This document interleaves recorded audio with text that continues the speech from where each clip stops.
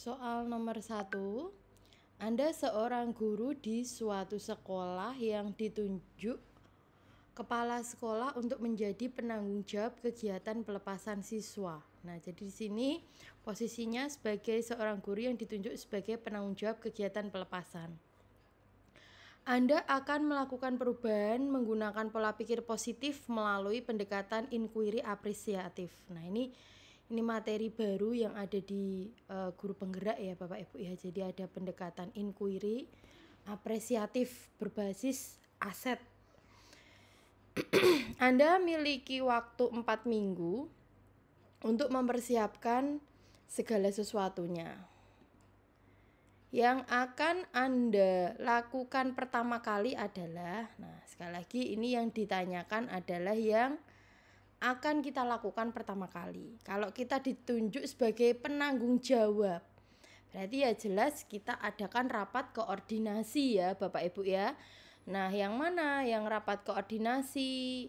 Yang A lebih tepatnya ya, kita minta kepala sekolah gitu ya untuk mengumpulkan semua guru dan mendiskusikan pembagian tugas. Nah, ingat pembagian tugas ini harus sesuai dengan kemampuan, karena sekali lagi tadi pendekatannya inquiry apresiatif. Jadi kita memandang segala sesuatu itu berdasarkan dari potensi yang dimiliki individu masing-masing gitu ya. Jadi misalnya begini, dalam sebuah sekolah gitu ya, nanti ada yang ini pandai dalam memimpin acara, berarti kita jadikan teman kita itu sebagai si acara. Yang ini pandai mengurusi konsumsi, maka kita jadikan bapak atau ibu tersebut sebagai penanggung jawab konsumsi. Nah, seperti itu pola pikir inquiry apresiatif. Jadi setiap orang itu punya punya potensinya masing-masing, ada aset yang dia miliki. Maka di sini ada tambahan sesuai kemampuannya. Kalau yang B jelas salah ya, mengumpulkan siswa untuk membersihkan tempat yang akan digunakan itu bukan langkah pertama kalau kita ditunjuk sebagai penanggung jawab. Yang C mengadakan rapat benar, tapi di sini masa tiba-tiba langsung rapat orang tua untuk penggalangan dana gitu ya. Nah, itu juga kurang tepat gitu ya. Terus mencari pelatih seni ya belum, kita harus rapat dulu. Apalagi langsung menunjuk anak yang akan melakukan pentas seni. Nah, itu kurang tepat. Jadi jelas jawabannya adalah yang A ya. Jadi jika Anda ditunjuk menjadi seorang penanggung jawab, maka tugas Anda adalah mengkoordinasikan dan memimpin semua kegiatan dalam acara. Nah, penanggung jawab itu harus dapat bekerja sama dengan baik dengan seluruh panitia. Sehingga yang harus Anda lakukan pertama kali sebagai penanggung jawab adalah mengumpulkan semua guru dan mendiskusikan pembagian tugas sesuai kemampuannya. Nah, coba ini nomor 2 apa nih kira-kira jawabannya? Nah, Anda baru saja ditugaskan menjadi pembina pramuka di sekolah. Nah, posisinya dalam soal ini adalah kita sebagai pembina pramuka ya, Bapak Ibu ya. Nah, lanjut. Setelah melakukan observasi, setelah kita mengamati gitu ya, ternyata tingkat partisipasi siswa terhadap kegiatan pramuka itu tergolong rendah gitu ya. Terus siswa lebih tertarik pada kegiatan lain seperti olahraga dan seni. Jadi ternyata muridnya itu nggak seneng gitu ya sama pramuka, tapi justru lebih seneng kalau ada ekstra olahraga atau seni. Anda berpikir bahwa banyak hal yang harus dibenahi pada kegiatan pramuka agar dapat menarik minat siswa. Maka langkah apa yang akan Anda lakukan pertama kali? Itu pasti mengumpulkan data dulu ya tentang rendahnya partisipasi siswa dalam kegiatan pramuka. Yang termasuk rencana Anda dalam mengumpulkan data yang otentik. Nah, di sini kasusnya, situasionalnya adalah bagaimana kita mampu mengumpulkan data yang tidak hanya sekedar omong kosong ya. Jadi datanya itu harus data otentik gitu ya. Apakah A melakukan penelitian ilmiah tentang dampak kegiatan pramuka terhadap kegiatan belajar mengajar? Ya nggak pas ya, ini kan tadi kita disuruh nyari data tentang partisipasi siswa, bukan yang A ya. B melakukan survei masyarakat sekitar sekolah. Ya ini apalagi hubungannya dengan masyarakat sekitar sekolah, kan nggak ada, karena tadi yang ingin kita fokuskan adalah partisipasi murid. C membuat laporan tentang dampak kegiatan ekstrakurikuler di pramuka, juga tidak.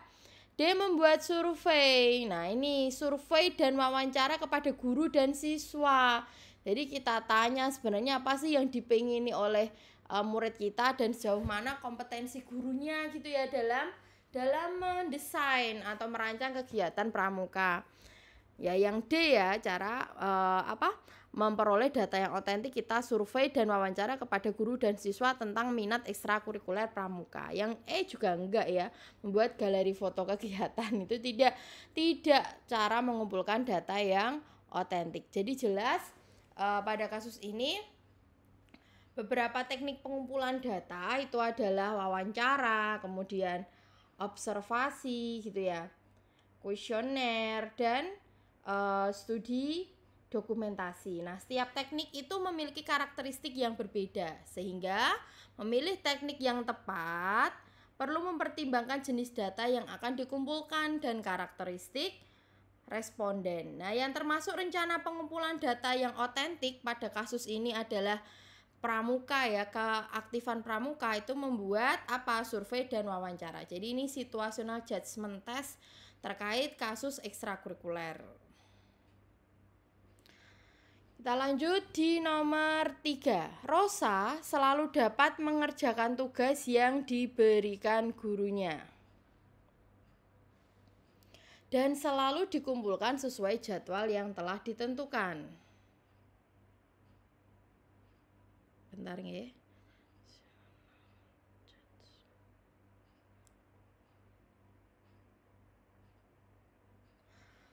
Jika Rosa telah berhasil menerapkan sikap disiplin yang positif, nah ini sudah sesuai ya dengan materi-materi sekarang ya Bapak Ibu ya, tentang disiplin positif gitu ya.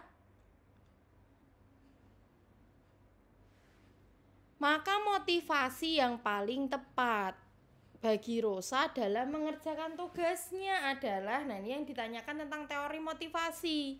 Motivasi itu yang paling baik adalah motivasi internal ya, dari dalam diri, bukan karena iming-iming hadiah atau reward, bukan juga karena takut dihukum atau punishment gitu ya.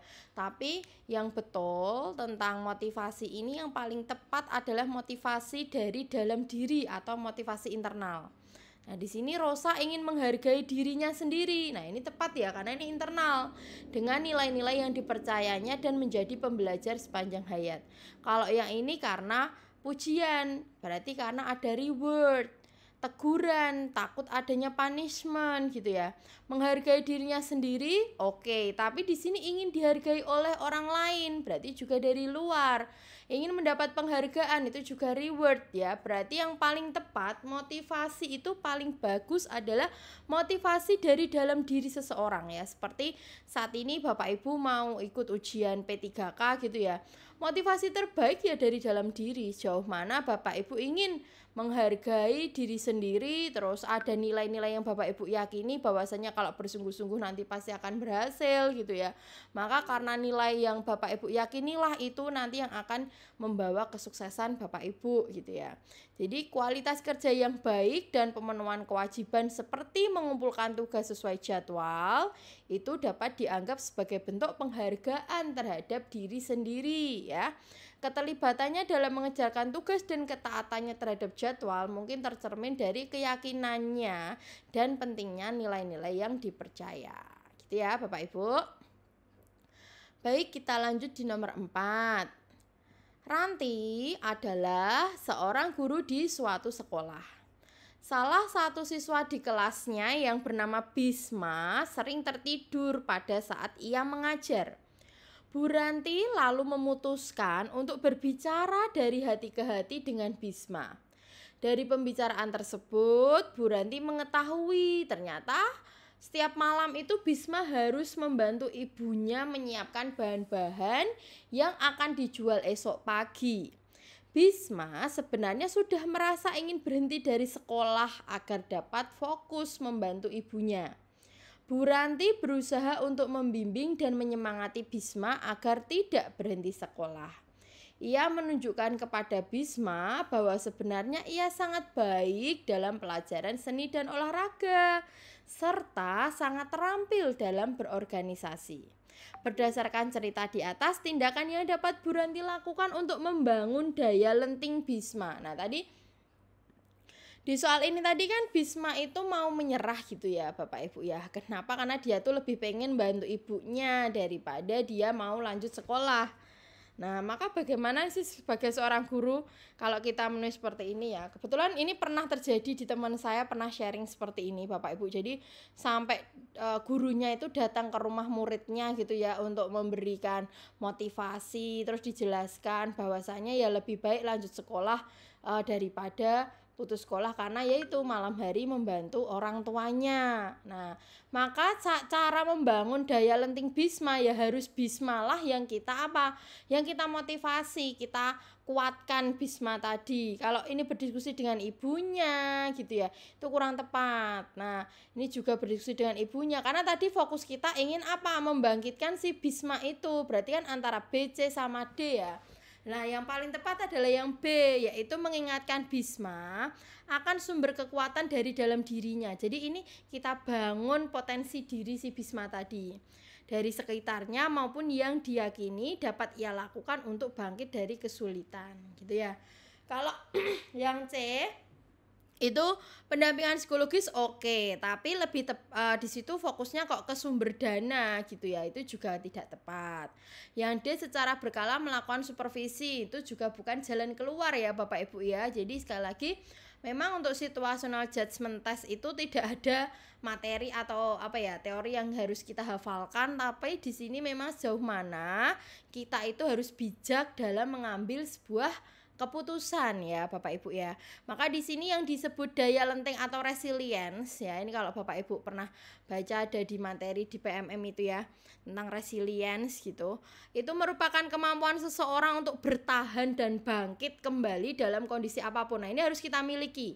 Baik itu murid, guru, sehingga terbiasa ketika dia terjatuh itu gak lama-lama terpuruk gitu loh istilahnya ya. Misalnya kayak kita pernah gagal gitu kan, kita mungkin pernah terpuruk. Nah, tapi kalau kita punya namanya daya lenting atau resilience, kita cepat untuk bangkit lagi dari keterpurukan kita gitu ya. Maka di sini kita perlu ingatkan si Bisma tadi bahwa setiap orang itu pasti punya potensi dalam dirinya. Ya, sambil nanti kita bangun sebenarnya apa sih potensi yang dimiliki si Bisma ini sehingga nanti muncul kepercayaan dirinya gitu ya. Dan dia siap atau bangkit dari kesulitan. Lanjut ke nomor 5. Sekolah di daerah terpencil pasti memiliki fasilitas pendidikan yang terbatas.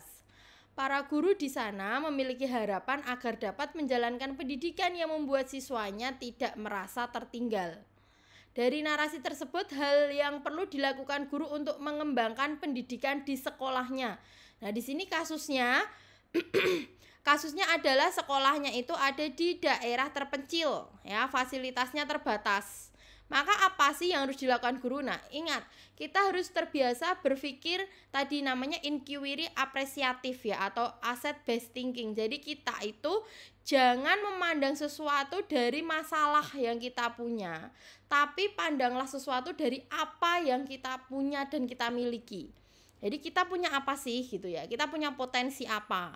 Nah, maka di sini kalau meminta dana ke orang tua siswa, mencari sumber daya lain yang tidak ada di tempatnya, itu berarti kita tidak inquiry apresiatif ya.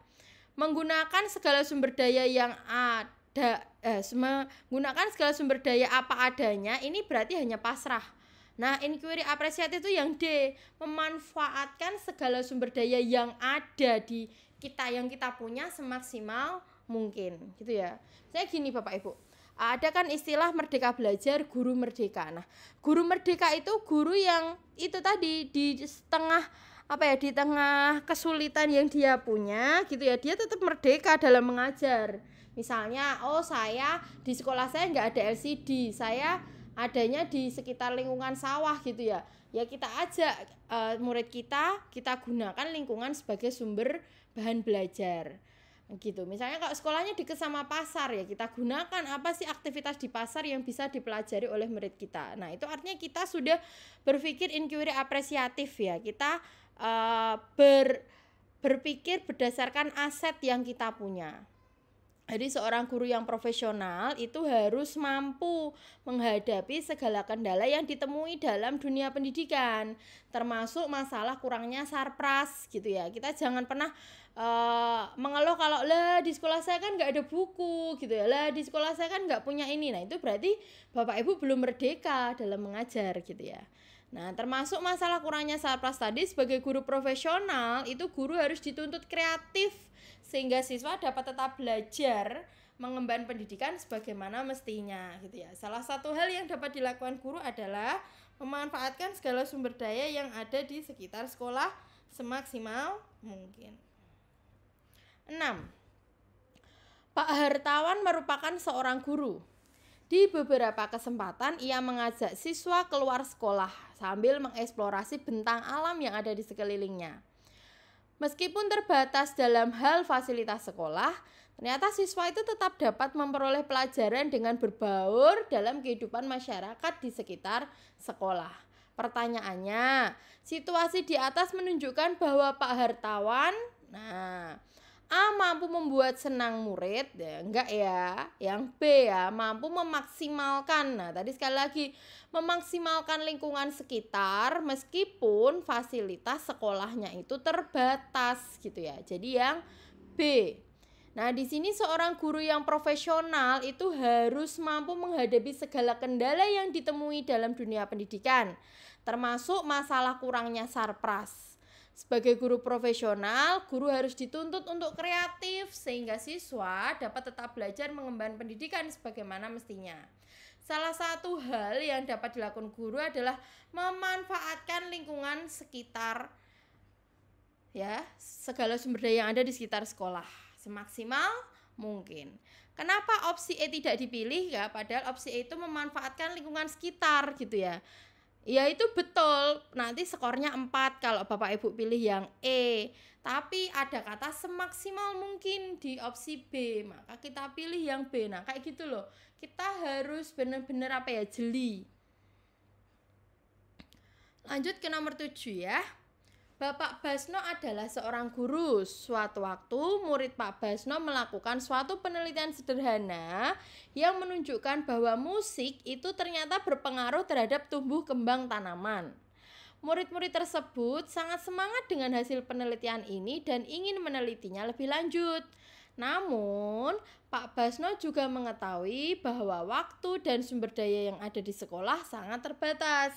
Sebagai guru yang baik, yang dapat dilakukan Pak Basno untuk memfasilitasi murid-muridnya adalah A. Menyediakan waktu secara pribadi untuk membantu muridnya melakukan penelitian lebih lanjut, karena sudah sewajarnya guru memberikan dukungan bagi siswa yang ingin belajar. Ya, bagus ya. B. Meminta siswanya memikirkan kembali keinginan mereka dan mempertimbangkan keterbatasan sekolah. Nah, berarti ini berbasis masalah ya. C. Menyampaikan kepada siswa bahwa penilaian tersebut dapat mereka lakukan nanti saat mereka duduk di bangku kuliah. Nah, ini juga berarti tidak mendukung muridnya. D. Menghubungi universitas terdekat dengan sekolah atau universitas alma maternya untuk mengusahakan program kemitraan. Nah, ini lama sekali kalau kita usulkan program kemitraan ya. E. Meminta siswa menulis surat kepada kepala sekolah. Nah, ini berarti tidak profesional gurunya tadi. Jadi sekali lagi yang pengen dicari itu guru yang profesional ya Bapak Ibu ya. Nah, guru yang profesional itu yang bagaimana ya, yang mampu menghadapi segala kendala yang ditemui dalam dunia pendidikan, termasuk tadi kurangnya sarpras ya. Sebagai seorang guru profesional sekali lagi harus kreatif sehingga siswa dapat tetap belajar walaupun tadi ada keterbatasan, tapi sudut pandang gurunya itu bagus. Dia mau menyediakan waktu untuk membantu muridnya melakukan penelitian karena sudah sewajarnya guru itu memberi dukungan bagi siswanya. Maka jadi guru nggak boleh malesnya di situ. Baik, nomor 8. Sekolah tempat Anda bekerja memberikan seragam baru untuk semua guru. Nah, seragam tersebut motifnya bagus tetapi berbahan tebal dan panas, sehingga membuat yang memakainya itu tidak merasa nyaman. Teman sejawat Anda banyak yang enggan memakainya dan ada juga yang melakukan protes terhadap kebijakan memakai seragam kerja. Yang akan Anda lakukan adalah Nah, di sini kita sekali lagi harus profesional ya, Bapak Ibu. Namanya ada seragam ya harus tetap kita patuhi. Kita pakai seragam itu gitu ya. Berarti jelas yang kita pilih adalah mengikuti aturan yang telah ditetapkan dengan memakai seragam kerja yang sudah diberikan. Apa sih yang diuji? Yang diuji adalah kita tertib hukum itu ya, adalah peraturan yang telah disepakati oleh suatu instansi harus ditaati oleh seluruh anggota instansi tersebut. Baik, kita di nomor 9, Bapak Ibu. Saat ini Anda sedang izin belajar untuk studi lanjut. Pada suatu ketika Anda dihadapkan dengan tugas kuliah yang menumpuk serta waktu pengumpulannya mendesak. Tetapi di sisi lain, Anda juga harus mempersiapkan materi yang akan disampaikan saat mengajar. Maka apa yang akan Anda lakukan, Bapak Ibu? Saya akan mempersiapkan materi mengajar dengan sebaik-baiknya terlebih dahulu agar peserta didik dapat memahami pelajaran, lalu saya akan mengerjakan tugas kuliah. Saya akan memberikan penugasan mandiri kepada siswa karena tugas kuliah mendesak untuk dikerjakan. C. Saya akan berusaha menjalankan kedua aktivitas tersebut serta melakukan manajemen waktu dengan baik. Dan yang menjadi prioritas adalah mengajar gitu ya. Jelas ya yang C ya. Saya akan menyelesaikan tugas kuliah terlebih dahulu di malam hari dan selanjutnya sebelum kelas dimulai saya akan mempersiapkan materi untuk mengajar. Saya akan mencari alasan untuk tidak masuk mengajar agar dapat menyelesaikan tugas kuliah. Nah, di sini yang diuji apa Bapak Ibu? Yang diuji adalah skala prioritas. Nah, ingat prioritas kita sebagai guru adalah mengajar. Yang lain itu kita nomor 2. Ya, jadi skala prioritas itu adalah suatu kondisi di mana seseorang menentukan urgensi dari kebutuhan atau pekerjaannya yang harus didahulukan. Untuk menentukan skala prioritas, coba belajar untuk fokus pada pekerjaan yang paling mendesak dan paling pentingnya kita lakukan lebih dahulu. Dengan skala prioritas, maka semua terselesaikan sesuai waktu yang direncanakan karena telah terjadwal, sehingga masih ada energi untuk tugas berikutnya. Ingat ya, guru itu adalah pendidik profesional. Dengan tugas utama kita itu mendidik, mengajar, membimbing, mengarahkan, melatih, menilai, mengevaluasi peserta didik. Sehingga guru perlu mengutamakan mengajar terlebih dahulu. Baik, terakhir nomor 10 ya Bapak Ibu ya. Anda adalah seorang guru yang mengajar siswa dengan berbagai karakteristik yang berbeda. Cara Anda memenuhi setiap kebutuhan siswa dengan karakteristik yang beragam tersebut adalah, nah ingat, ini materinya sudah materi-materi terbaru ya Bapak Ibu ya. Kalau Bapak Ibu buka PMM itu ada pasti ya. Maka kalau saran saya ini mumpung waktunya longgar gitu, disempatkan dibuka PMM-nya. Banyak materi-materi yang bisa Bapak Ibu dapatkan dari video yang Bapak Ibu tonton. Nah, di situ ada salah satunya untuk memenuhi kebutuhan siswa yang beragam, kita gunakan pembelajaran berdiferensiasi ya Bapak Ibu ya. Di mana pembelajaran berdiferensiasi ini adalah teknik pembelajaran di mana guru itu menggunakan berbagai metode, berbagai media, berbagai kegiatan atau produk yang dibuat itu untuk memenuhi kebutuhan individu setiap siswa sesuai dengan kebutuhan mereka.